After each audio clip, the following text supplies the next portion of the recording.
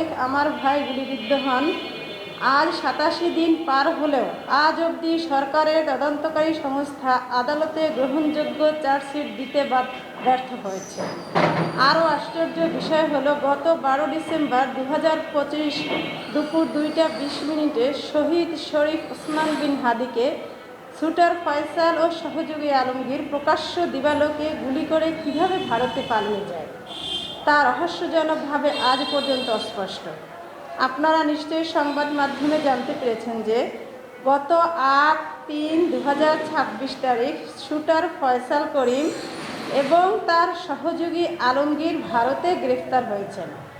সরকারের কাছে আমার দাবি, বাংলাদেশ এবং ভারতের মধ্যে যে বন্দি বিনিময় চুক্তি রয়েছে তার মাধ্যমে অতি দ্রুত আসামিদের বাংলাদেশে ফিরিয়ে এনে প্রচলিত আইনের মাধ্যমে এই হত্যার পিছনে নির্দেশদাতা, অর্থের যোগানদাতা, শুটারকে ভারতে পালিয়ে যেতে সহায়তাকারী সহ সকল দোষীদের নাম জনসম্মুখে প্রকাশ করতে হবে।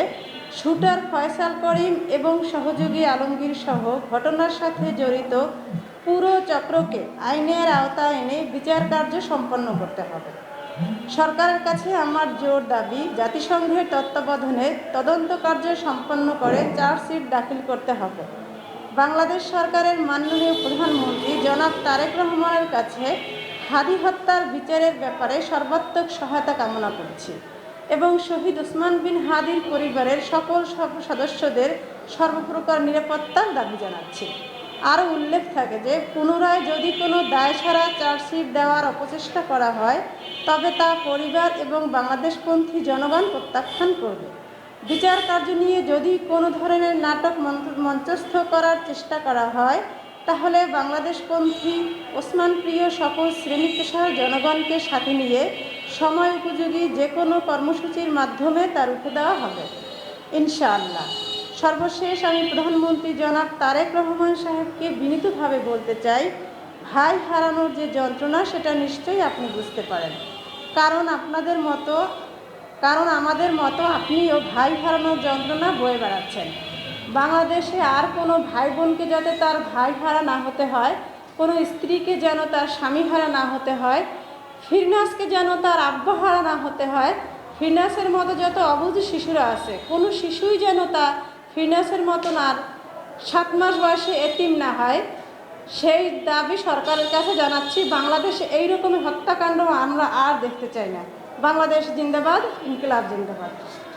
তেমন কিছু নাই, এখানে হচ্ছে যে আত্মতৃপ্তির একটা ব্যাপার থাকে, যে কিছুটা হইলেও আমরা আত্মতৃপ্ত এই কারণে যে আমরা বিচার যে হওয়ার মতো বা বিচারের আওতায় আনার মতো একটা প্রক্রিয়া মাত্র শুরু হয়েছে।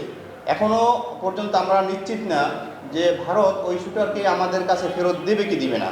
যখনই আমাদের হাতে ফেরত দিবে তখনই আমরা নিশ্চিত হতে পারবো যে আসলে ওর বিচার হতে যাচ্ছে। আর এই জন্য আমি ওসমান পরিবার এবং ওসমান পরিবারের বাহির থেকেও আমি যেটা দাবি জানাতে চাই সেটা হচ্ছে শুটারকে এবং তার সহযোগীকে যেন অতি দ্রুত বাংলাদেশের সাথে যে ভারতের যে বন্দি বিনিময় চুক্তি রয়েছে সেই চুক্তি অনুযায়ী অতি দ্রুত ফেরত দিয়ে তারপর ওকে বিচারের আওতায় এনে সকল হোতা এবং এই হত্যাকাণ্ডের সাথে যারা যারা জড়িত প্রত্যেককে যেন দৃষ্টান্তমূলক শাস্তির আওতায় আনা হয়, আর যেন কোনো হাদিকে যেন আর নৃশংসভাবে এভাবে অকালে ঝরে যেতে না হয়। Thank you. আমরা নলছিটিবাসী হিসেবে এটা আমাদের বুকে একটা পাথর চাপা আছে। খুনের বিচার না হওয়া পর্যন্ত এই পাথর সরবে না।